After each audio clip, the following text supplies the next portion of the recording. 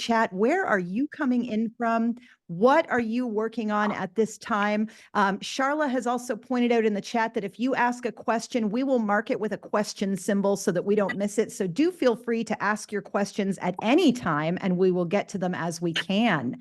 Welcome, welcome, welcome. So great to see you. Anne Klotz, another amazing audio storyteller. Anne, have not seen you in a while, and it is so great to see your amazing face. Anne has a wonderful history with drama and using drama for teaching, using drama just to be dramatic and be awesome and entertaining, and is another great audio storyteller. Hey, Charla, shall we go ahead and dive in? Yeah, sounds great. I also use drama just to be dramatic. I love it. I love Eggs, it. so you want to get a pizza from downstairs? Yeah. And on that note, I'm going to go ahead and hit I'll the go ahead and mute get some all eggs. button. And, or actually, Charlotte, can you dig out the mute all button for me? Awesome. And Andrea, you will need to unmute yourself when the time comes. If you are just joining us, please do drop into the chat where you're coming from, what you're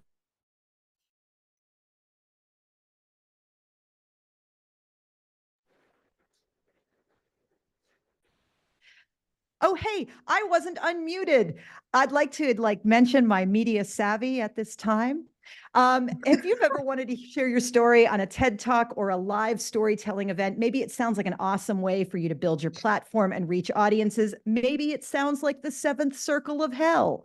But out loud storytelling is not only a fantastic skill for podcasts and live events, it is also a great way to improve our writing craft. Before we introduce our amazing guest today, hey, Charla, what is coming up with the Craft Talks webinars? I loved Beth Kephardt's blog on brevity this morning. Beth was our guest last month. She wrote a great blog this morning for brevity about writing place. And by the way, if you are not on the mailing list for Craft Talks and you want to find out when webinars are happening, type me in all caps in the chat, and I will sift through the chat and put you on the email list at no risk to you. Charla, tell us what's coming up next with Craft Talks. Yeah, thanks for doing that, Allison. We have on July 3rd, I know for some of us in the state that might be a little inconvenient of a date, but don't forget you can still get the replay if you're interested in it. It's with Heather Sellers. It's recipes for scenes, crafting powerful, memorable moments that move your story. This is for fiction and nonfiction. This webinar presents a proven strategy for building powerful, memorable scenes from start to finish. And she'll break down the scene elements one by one, and then you'll learn the process for crafting and layering effective scenes that will elevate your story. And then Beth Kephardt is coming back to teach another masterclass, this time on writing your way home.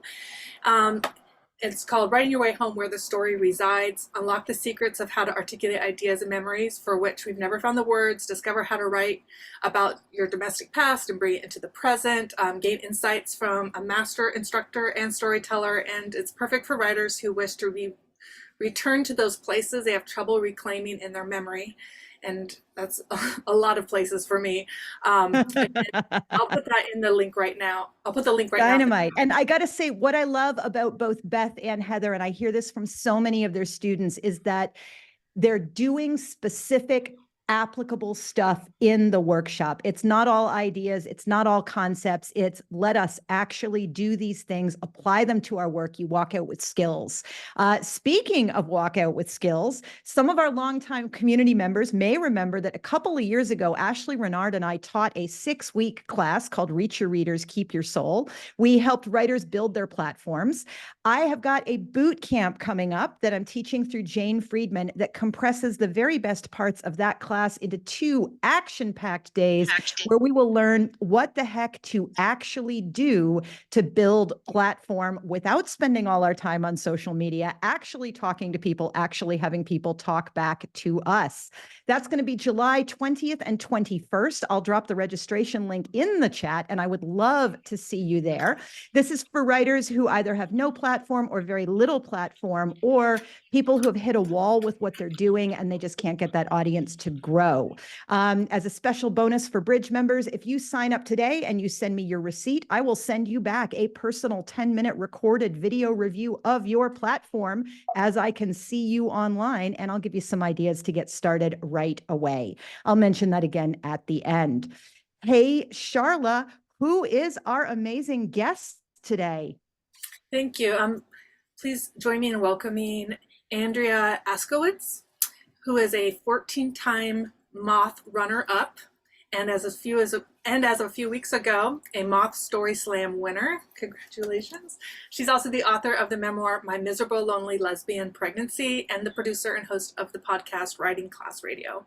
For 9 years, she's produced the widely popular Miami-based quarterly night of true stories, Lip Service, and won a Night Arts Challenge grant. She's written for the New York Times, Washington Post, Huffington Post, and many others. And I'll put where you can find her after the bridge in the chat right now. Welcome, Andrea. I can't believe I get to talk here. Thank you. Thank you guys for having me. I'm so excited. We're so glad. You've been a member of the community for so long. You've always been so supportive of the bridge. I have loved listening to your podcast, Writing Class Radio. We're going to talk more about that as we come. So first question, you brought it up. How did you end up doing the Moth 14 times, not ever winning, and then finally winning? What was different this time? Oh, what was different, or why did I keep coming back? Well, that too. I mean, how did you keep your energy up with dragging yourself back in there? Were you just going to win, or do you like the storytelling? Okay, so I've hated the Moth for many years because I have had this idea that stories are for connecting. And what is this about competition? That's not in the, that's not what stories are about. But on the other hand, I'm a competitor. I grew up playing tennis and I like to win. So I tried and tried and tried. And the main difference, the reason I think I won finally is because for the first time, I really connected with the audience in a way that was real. And that's the most important thing. That's all that really matters at the Moth. It's not, and that's probably all that really matters in storytelling in general. And it's telling the truth and connecting with your reader or your listener. That's the most important thing. Is that what drew you to this type of storytelling, or was there something else in the mode of doing the out loud story that appealed to you? So when I started writing 25 years ago, I took a class with Terry Silverman of Creative Rights. She actually still teaches in LA. It's an amazing, supportive class, Creative Rights. It was a memoir class that met once a week, and it ended with a live show.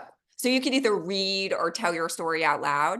And after the 8-week class, the last class was on stage. And I just fucking loved the the feeling I felt when I was telling a story out loud. I mean, I still get so scared. I'm scared now. I get really nervous, but the exchange, the feeling, I never wanted to stop. And that's what got me started in writing and telling stories out loud. And I did it for 9 years, 4 times a year at Lip Service, which was a show in Miami. And now I do it differently on a podcast, but honestly, I don't like the podcast because I like it, but I don't like it the same because there's no back and forth. There's no feel. I don't like Zoom. I want everybody to unmute yourself and what are y'all feeling? I'll tell you, Andrea, whenever I am hosting the Writer's Bridge, so those of you who are watching the recording, you are seeing the speaker view where you're seeing the people who are pinned, you're seeing the one speaker per moment. I watch in gallery view the whole time, and I am constantly flicking through to see, are people enjoying it? Are they leaning forward? Are they having a good time? Is anybody looking confused? And I just love that feedback that we get from sharing our stories out loud and immediately. So you've watched a lot of storytellers, both as a fellow competitor and as a host yourself. What are the big mistakes you see when people get up on that stage? And for those of you who don't know, when you want to compete in the Moth, you look up on their website, you find out when the event is, you show up and you put your name on a slip of paper in a hat, and they draw names randomly for who gets to tell the story. It's not booked. You don't have to pitch it or anything like that. So not everybody is at the same level of experience. Andrea, what storytelling mistakes have you seen? What have you seen that was just awful? So when it's funny that you're asking me about a mistake, but I can remember it goes back to not being authentic. So when I was hosting Lip Service, I had a guy who was telling a story that was it was a man telling a story about a bisexual moment. And he was so nervous to tell his story that he took like some kind of pill, like I don't know, what do you take when you're nervous? Like a relaxant. And so instead of delivering his story with like nerves, he came across like suave and creepy. Like he was too smooth. He was not himself. And that I thought that sort of represents the biggest mistake you can make on stage, which is not being yourself. Your awkward self is so much more interesting to everyone than a polished fake you. Many of you know I used to be a street performer, and I always had a hard time stopping and breathing for a moment because I was scared the audience was going to walk away, that they were going to get bored. And that carried into my teaching, where it took a long time for me to learn it's okay to stop and look around and wait for people to absorb it. And then it takes them some time to ask some questions. And I think that's true for storytelling too. We have to give the audience a moment to connect. Andrea, how does telling the story like audibly without anyone able to see the text, how can that help writers that are writing at home? Is there anything that translates from telling the story out loud to how we look at it? Yes. Yeah. So practicing telling stories out loud is an amazing practice for figuring out what your story is about, which I think is probably I keep saying it's the most important thing in storytelling. Authenticity is the most important thing, but a very important thing is figuring out what your story is about. When you are forced to stand up, and I do this in classes. Oh, I'm actually doing this.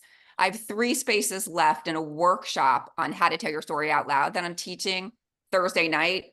I'm sorry, I'm doing a PSA so early in the thing, but that's okay. It's from 7 to 8:30.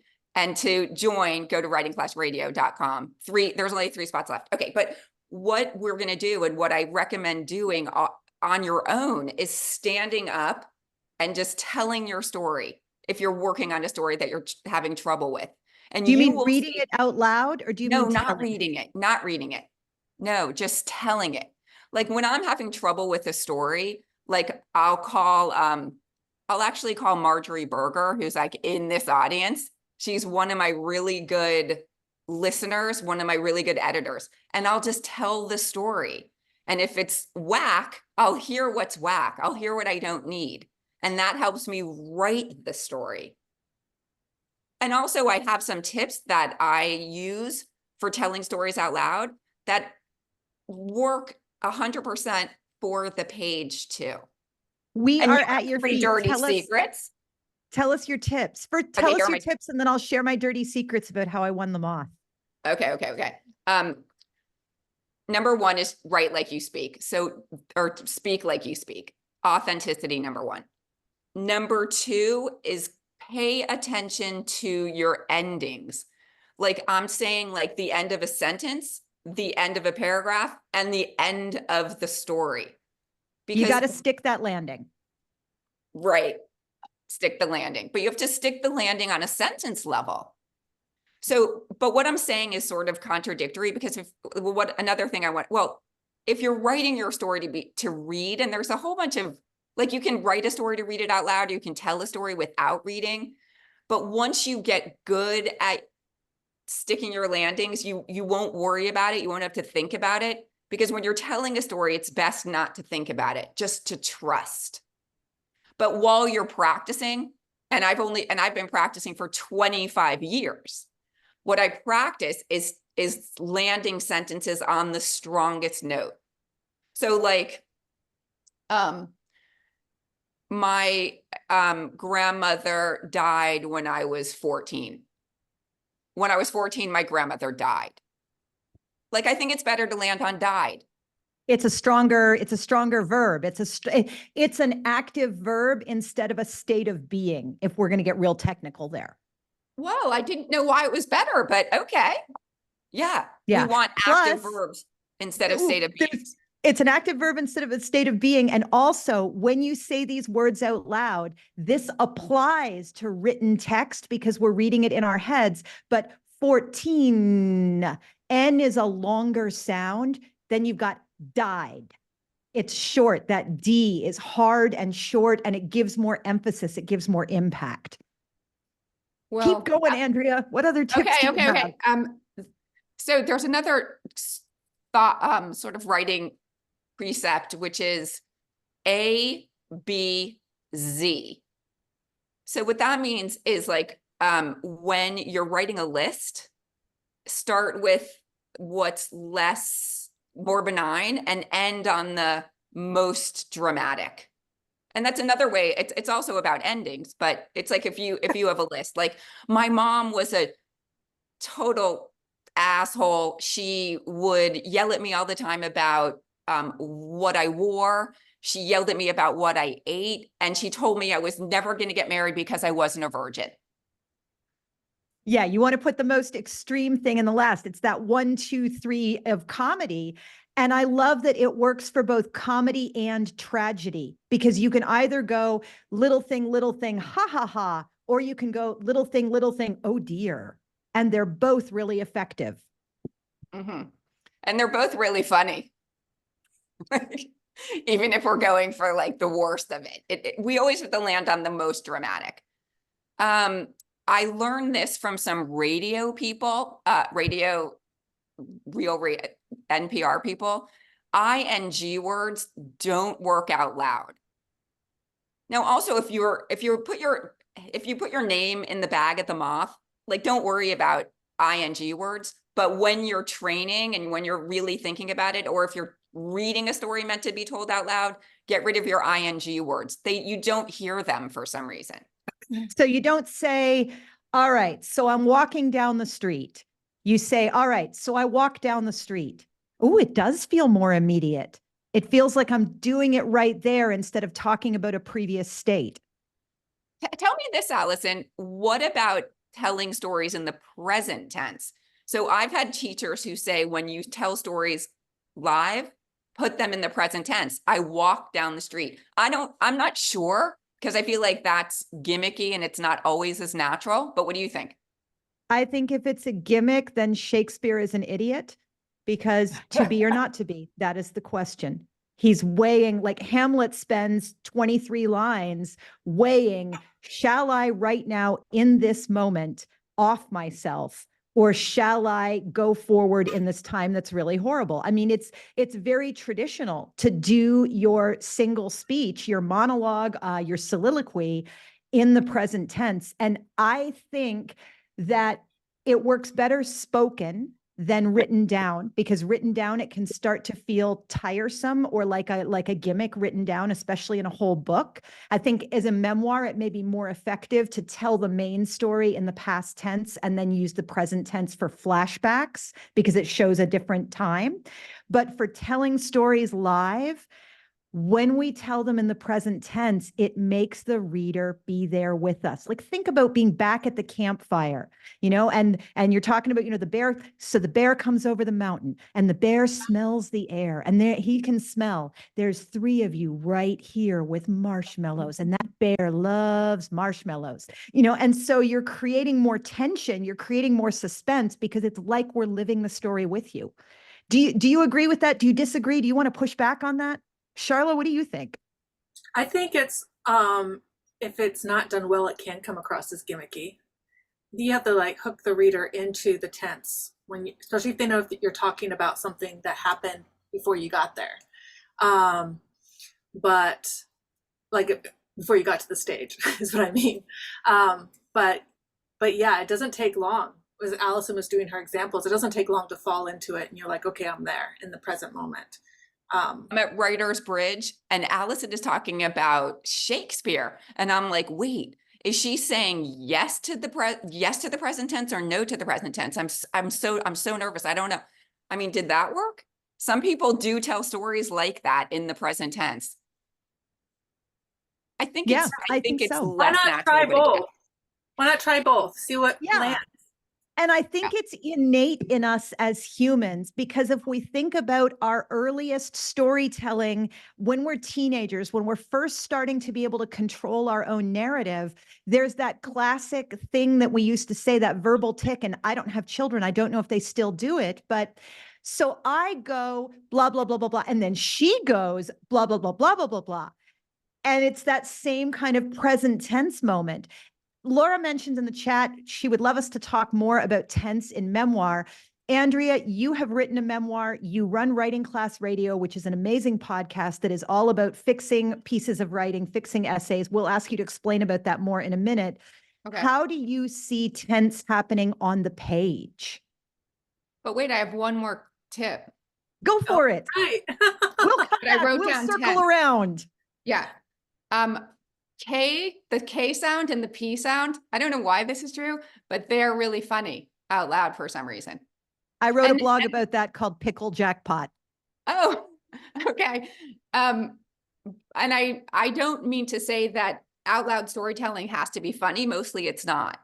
But if you are, trying to lighten the moment, P's and K's are funny. Well, But I will also say that you're not supposed to like poop. Poop is super funny to me, but the moth doesn't like poop. Can They I don't. go back to what you said about humor? Is it important to have a variable of emotion happening in a story? Like, does it have to have some levity? Should it? No. Is No, it no, okay it to does be? not.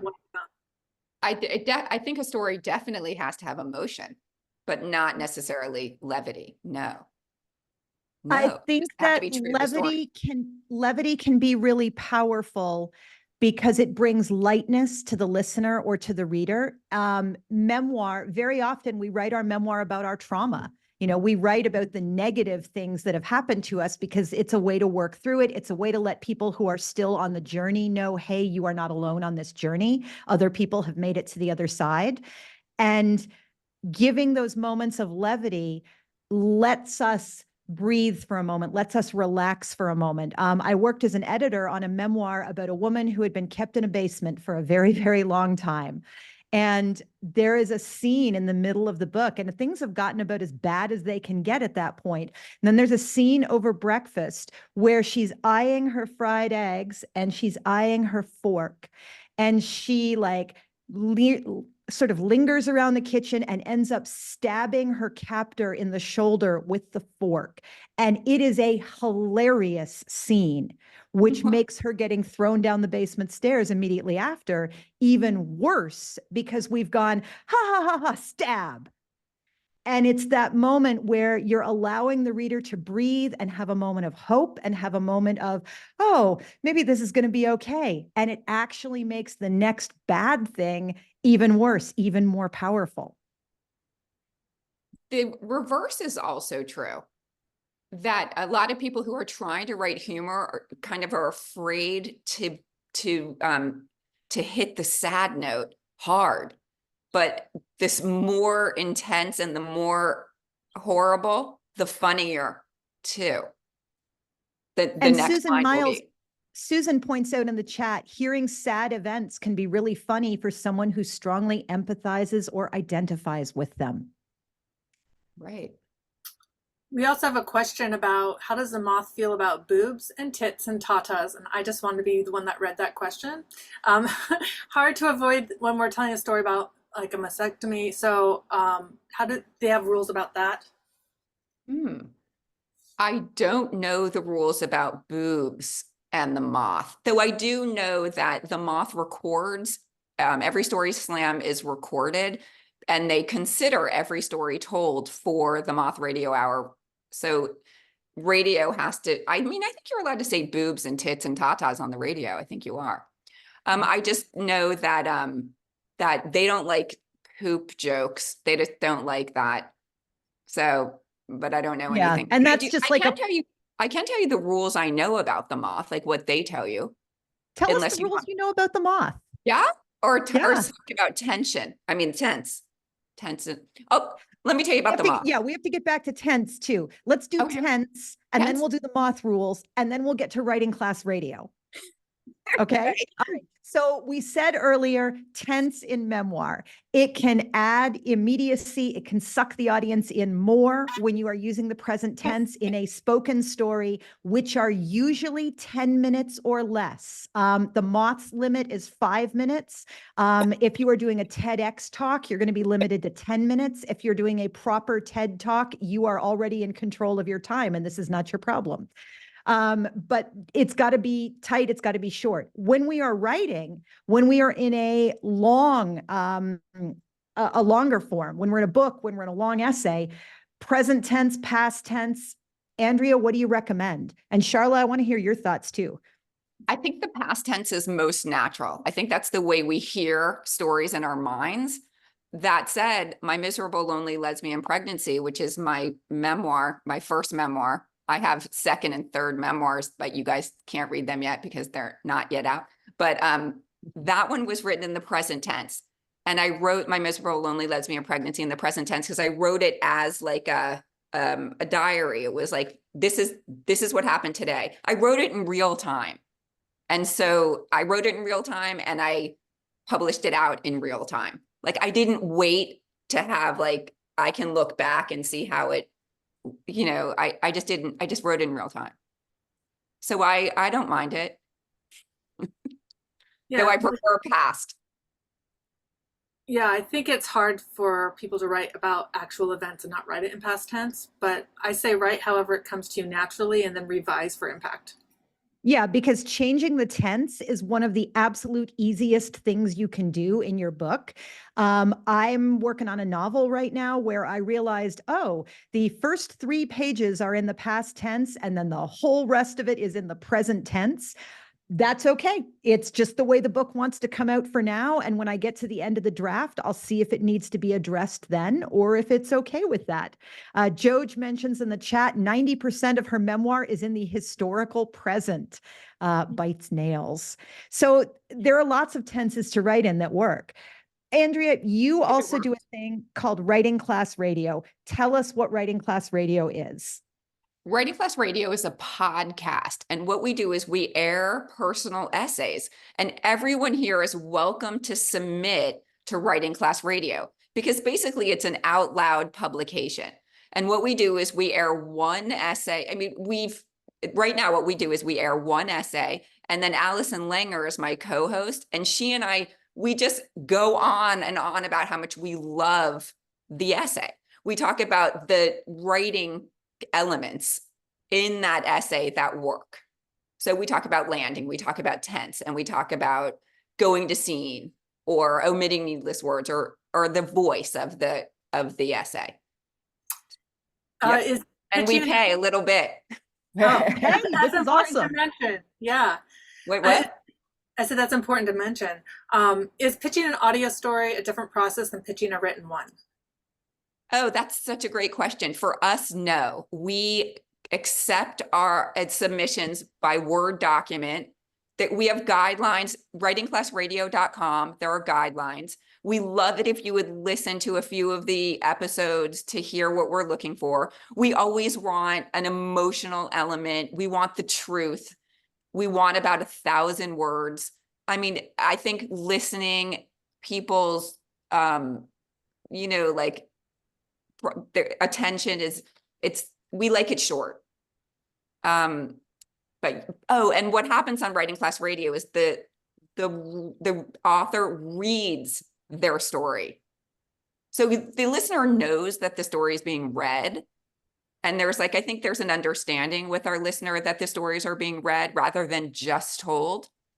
But the way that I like them to be read is with less drama, like just let the words tell. And most of the readers read that way. Mm-hmm.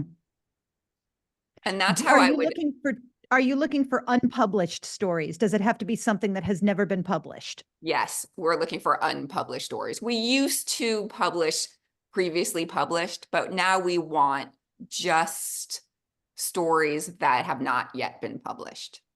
And this is and Writing Class Radio is a publication. We've hit 1 million downloads, y'all. We've been a podcast for, 1 million, 1 million. I mean, we're over 1 million. It's crazy. We've been in existence for, I think, 8 years, and we come out every other week. Some of the people in this chat here have been on or are coming on, so we're open to everybody. And Andrea, will you also tell us, do you have a list, like a subscribers list? Are you able to tell us how big the mailing list is? Roughly? 8,000. 8,000 That's fantastic. 8,000 is on the writing class. Oh, I have a Substack. Yeah, we have a Substack, Writing Class Radio Unplugged. Please Awesome. join. I promise you, I will once a month, barely. I don't know. I just tell you like what's coming up, like this, like Writer's Bridge was coming up, and I put it in there. And so I want to remind our community here that, you know, we originally started as an event that was all about platform, and we've broadened out into more about publishing, more about writing craft. But looking at platform, Andrea has a mailing list of 8,000 people. And all it took her to get to that was producing quality content every other week for 8 years. It is a long game. Platform is a long game, and that's why you have to be building your platform with stuff you actually enjoy doing and stuff that actually improves your own writing, so that it's not a quote unquote waste of time. It's something you're genuinely having a good time doing and something that's making you a better writer. No, well, I want to follow that up with some bad news. So 9 years before I started Writing Class Radio, that's when I started doing a live show. And my mom, so that was 17 years ago, my mom gave me her personal mailing list, and it was like 300 people. That's how I started, 300 people. And then I just collect names. So it's taken 17 years. Why do you think the podcast strikes a chord with so many people? What is it about audio story, do you think? Yeah, I love that question. Okay. I actually think that, and I've heard this, that audio, you cannot lie to the ear. So you can lie face to face and you can lie on the page, but you can't lie when you're listening. So your listener can sniff out like, no. When you're listening to a story and you know something the narrator doesn't know, but when the narrator gets it right, and we hope the narrator gets it right on Writing Class Radio, then the story just rings so true. And that's what we're all after, is connection and truth. I also want to add that the stories are phenomenal, but what happens between Andrea and Allison, the banter is just so entertaining. They're like stand-up comedians talking about the most amazing story. They argue, they laugh. It is the most entertaining podcast there is. And I'm not getting... Thank you, Maxine. That's fantastic. Thank you. It's fantastic. That chemistry. You all love it. Nobody who listens to it doesn't love it. That's the truth. Thank you. I have to say my favorite podcasts are where there's strong chemistry between the hosts. So Yes. that makes sense. Yeah. And Well, sorry, my co-host, that was Linda, not Maxine. Keep going, Andrea. My co-host Allison Langer was my student, in one of the very first classes I ever wrote, and her writing is amazing. And the very first episode of Writing Class Radio is a tearjerker, but it explains why we started Writing Class Radio.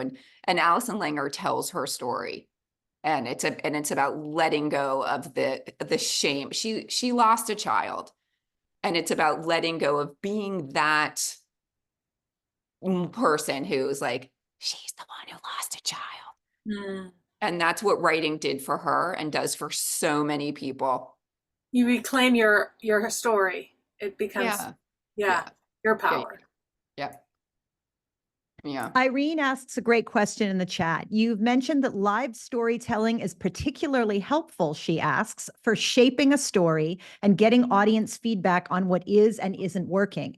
How does live storytelling through podcasts, through the Moth, through any other kind of live storytelling contribute to building platform and building audience? Great question. I don't know.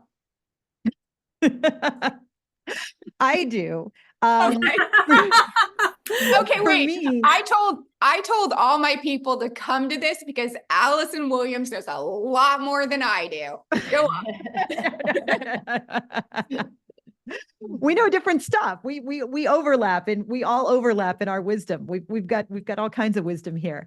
What I have found in terms of live storytelling for me is that I've done 3 kinds of events. I have done events where I am present at, like, say, a writer's conference, and I need to be able to spontaneously share anecdotes that are genuine and helpful to people in the moment, but also cause them to think, yes, I would like to be on Allison's mailing list and hear more of what she has to say. Perhaps I will attend the writer's bridge.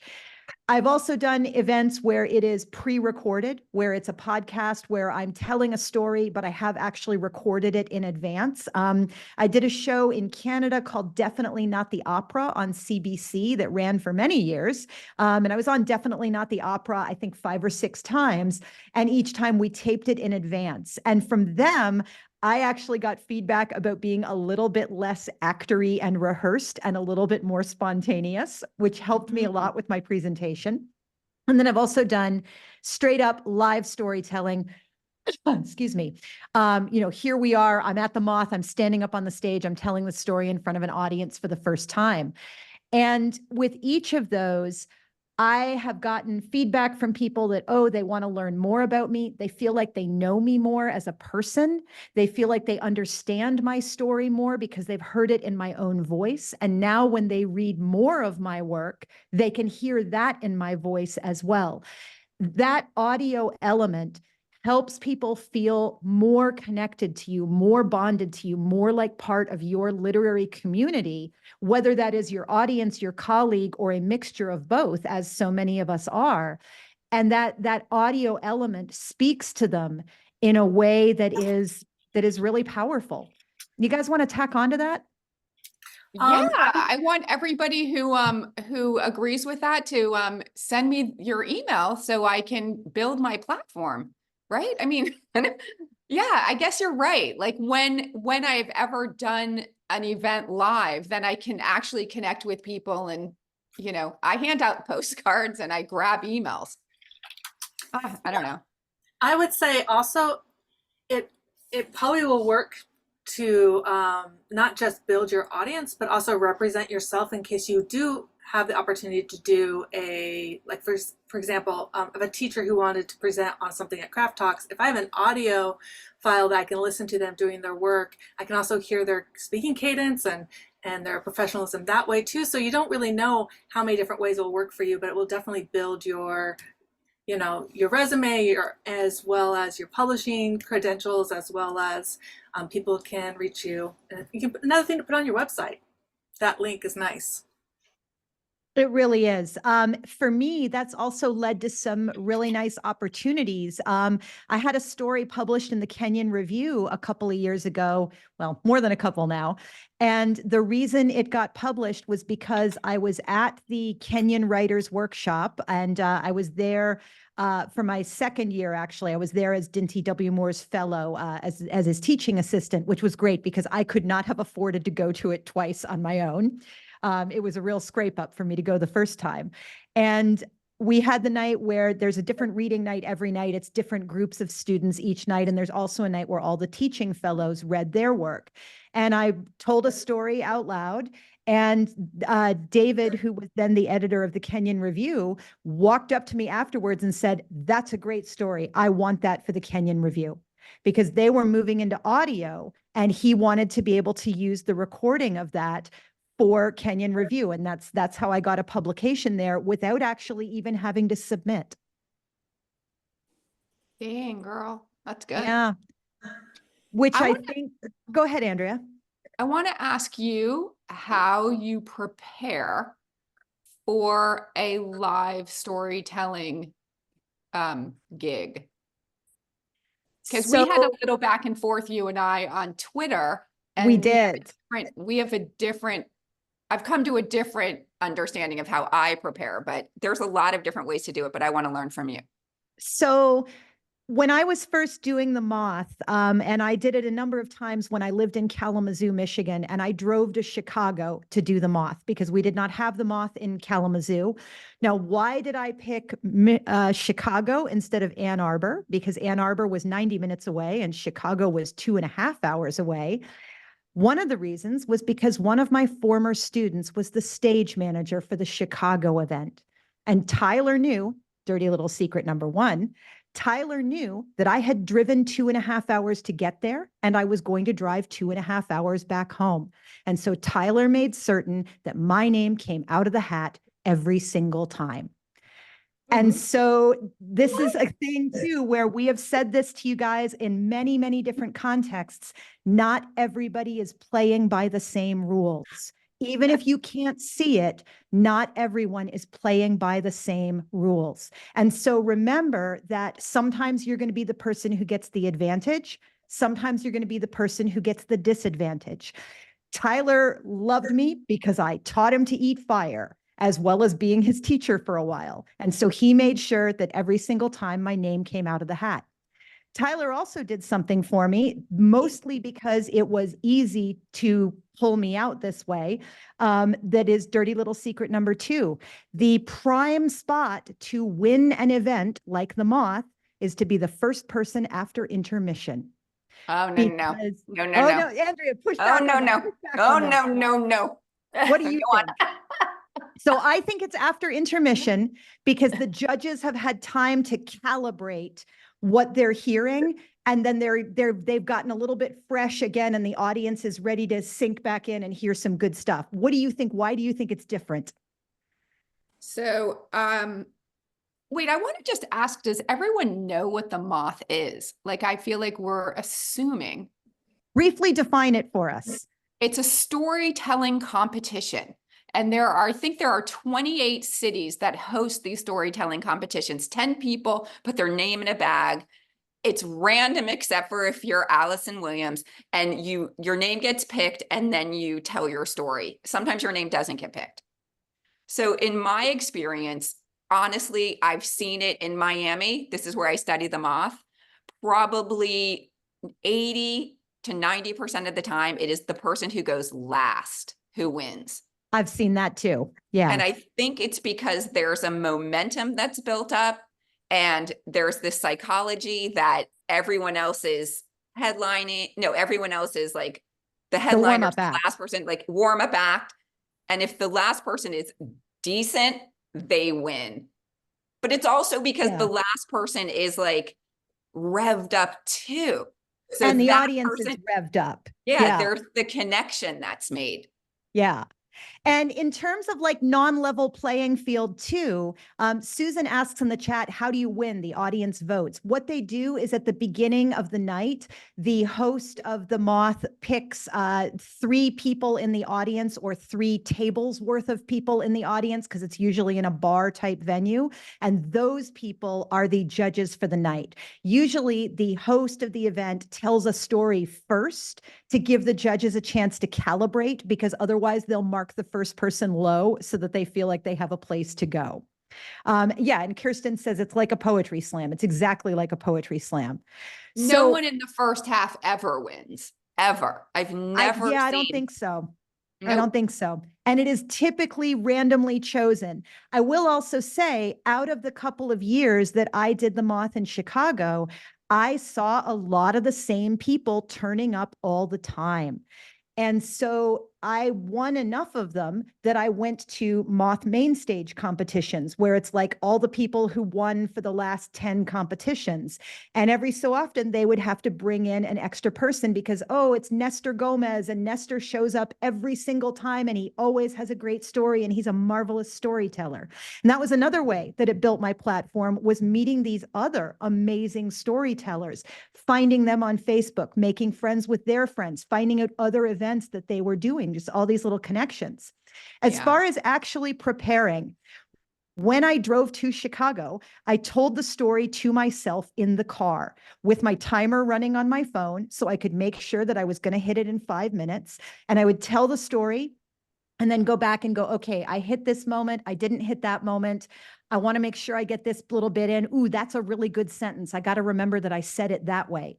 And I would repeatedly tell myself the story over and over again out loud in my car until I had what felt like the shape of the story that was ready to be told on stage. Andrea, how do you prepare? Well, I used to prepare like that. And I would go for a run. I would go for a bike ride. I would like practice it and practice it into my phone. I would practice it so much that it became memorized.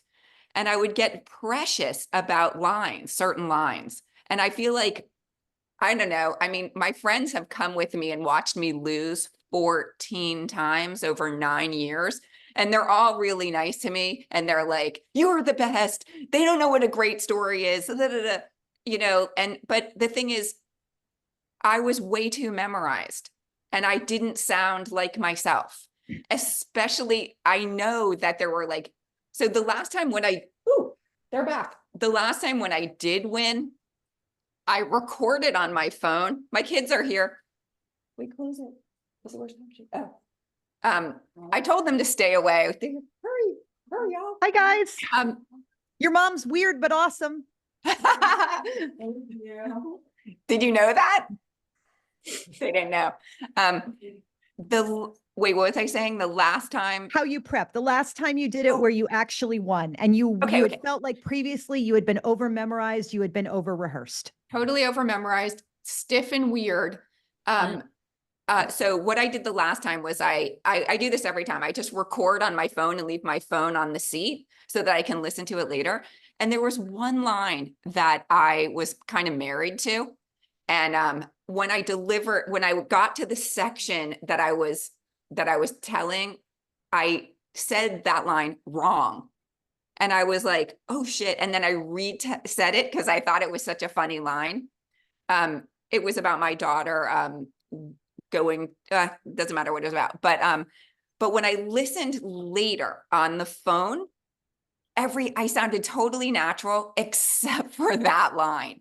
And I know the audience was laughing, so maybe they didn't hear it when I said that line again. I should not have said the line again, but it was great for me to hear it on my phone because I could tell that it was so awkward and rehearsed and weird. Like, I am not an actor, so I can't memorize what I've come to after 9 years and 25 years before that is I need to just know my first line, which the Moth tells you to do, and know your last line, and then know the moments that are called beats, right? The moments that I want to talk about.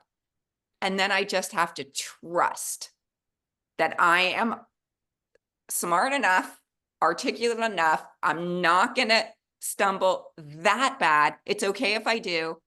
And then I'm just going to be able, I just have to trust that I'm going to be able to do it. And that's what happened that time. I love that. In the chat earlier, Nina describes those moments as the lily pads. She wants to hop from lily pad to lily pad, and it's not verbatim, but it's helping her remember the arc of the story. You guys recording on your phone, you remind me of the days of voicemail and your answering machine and how you have to record it over and over again just to hear yourself. Make sure you sound funny. Maybe that's just me. So that's my dirty little secret number 3 for winning the Moth, and not to like puff myself up here, but I did win the Moth every time I did it. So I feel like I have a fair amount of expertise to be able to tell you all about it. We're not friends anymore. But the other thing is, I originally trained as an actor. I have classical acting training. I spent a lot of time analyzing text. I spent a lot of time learning to be in control of my voice and my presence on stage. There are two things that every single one of you can do for yourselves to present better. And one is stand still. There is a photo of me a long time ago where I'm directing a student presentation, and there is a young man of high school age standing on stage, holding his script, reading, and I am lying full length on the stage with my hands on his ankles, rooting him to the spot. Because when you shift around, you start upstaging yourself. People start watching your body instead of listening to your story. The other thing that you can do, that we can all do, learn a simple vocal warm-up. There are 9 bajillion vocal warm-ups on YouTube. I highly recommend one by Kristen Linklater called The Vowel Tree. I will put that in there. I just found it the other day online. She is the teacher who taught my teacher. And it takes 2 minutes, maybe 3 minutes.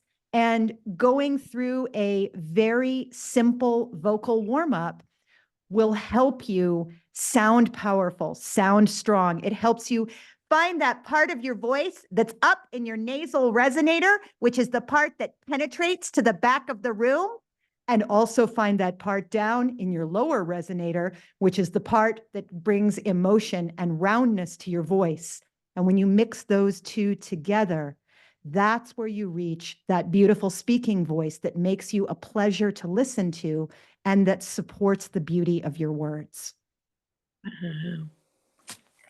That's cool. Great. I'm going to do that. Somebody else talk now. I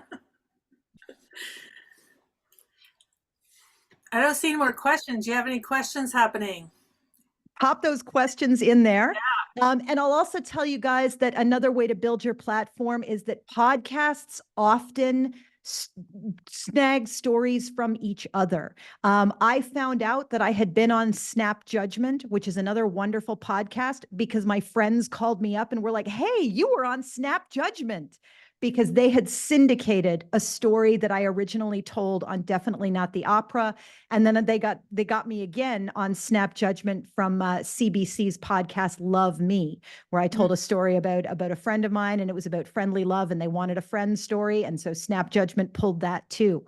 So you can find yourself expanding even beyond what you have sought out for yourself. Allison, how do you know if you want to do this as a written publication or if you want to do this as an audio story? Is there a point in your process? I would do it as an audio story first, because it's usually easier to riff my way through the story and then write it down. Andrea, what about you? When do you know you want to write it? When do you know you want to speak it?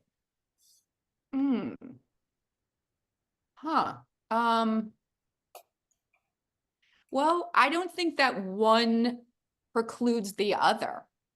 I think that they can be this, you can write them and speak them. Do you care which one you do first? I had a writing teacher who once said, don't tell your stories before you write them down.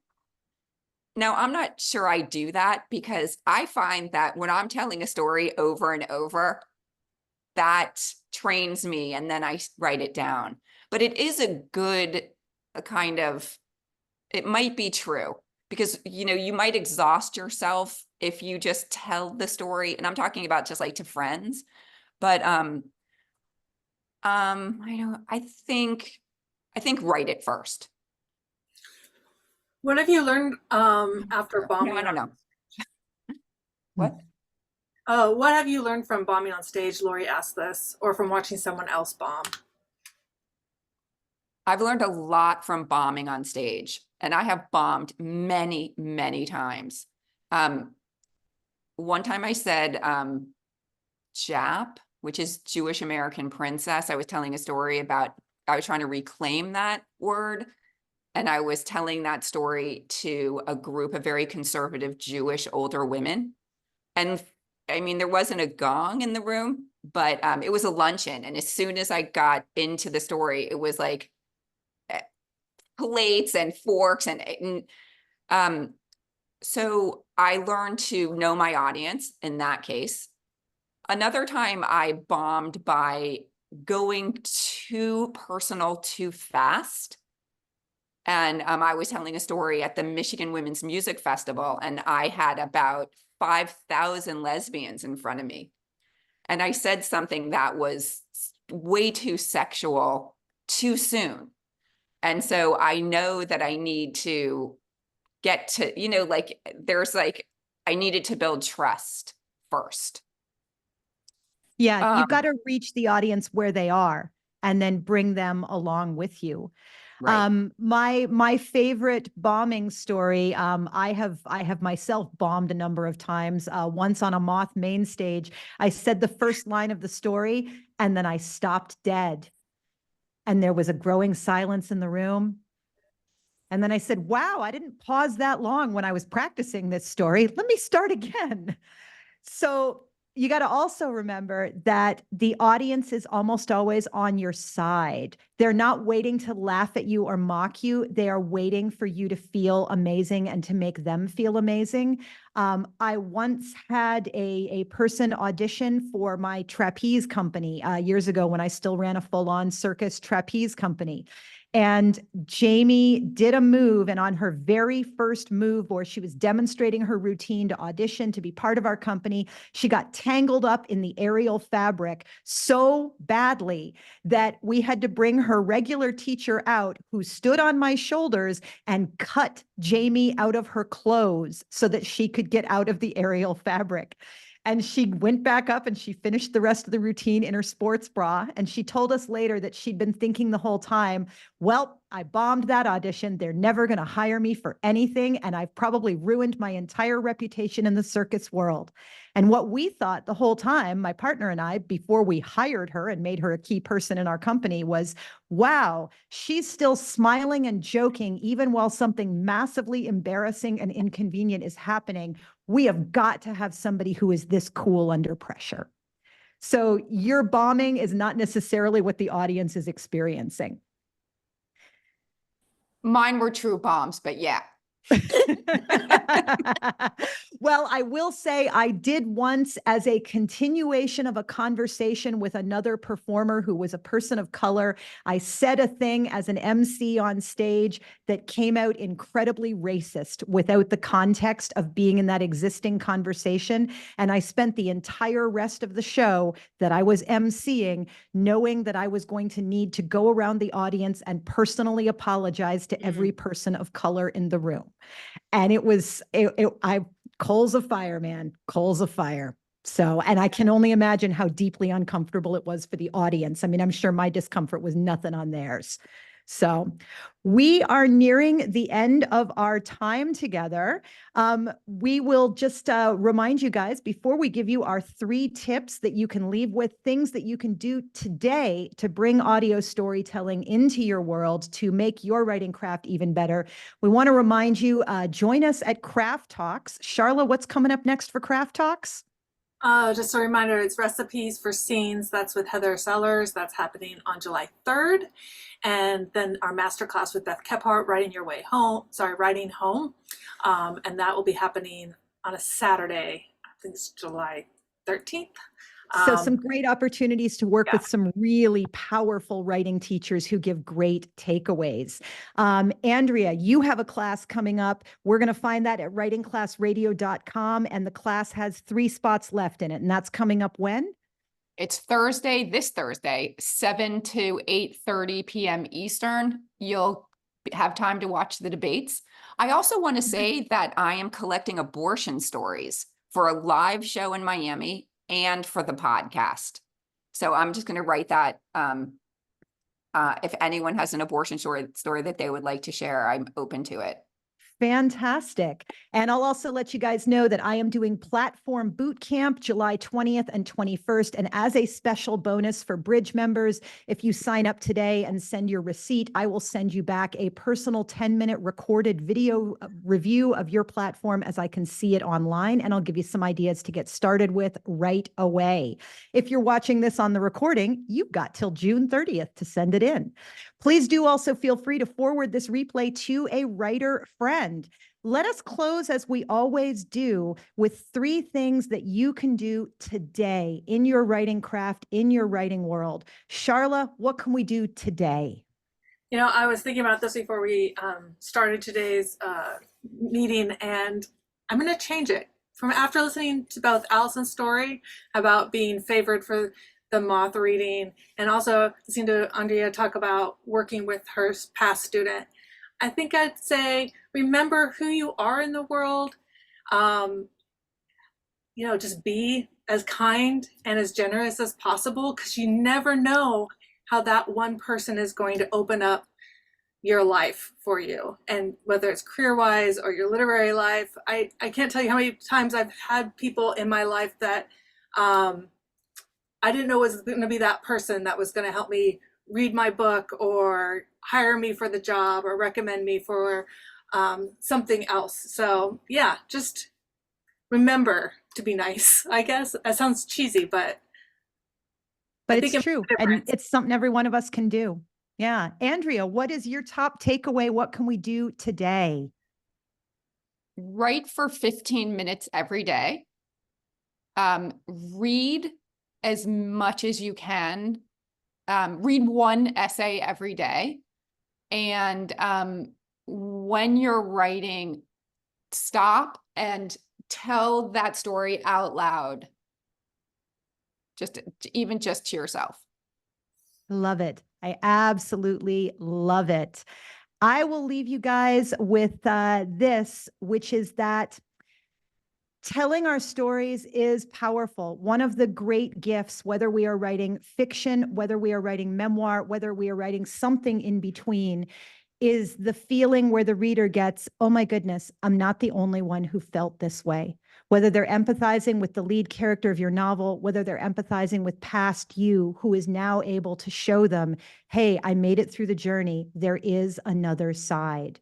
Those of us who have the ability to tell our stories, those of us who have the time to devote to telling our stories, who have the amount of privilege that lets us take that time to do something that many people see as frivolous, it is a moral obligation for us to share our stories with the world as beautifully as we can so that other people can come along on the journey too. Thank you all so much for being here today. We'll see you again next month on the Writer's Bridge. Please feel free to unmute yourselves for a joyful goodbye. Thanks for being here. Thanks, everyone. Okay, thank you. Love Thank you. Bye. Thank you. Thank you. you. Thank you. Wonderful. That was so cool. Fabulous. Andrea, you were awesome. Thanks. Can I see the chat later? Like, how do I didn't see any of that.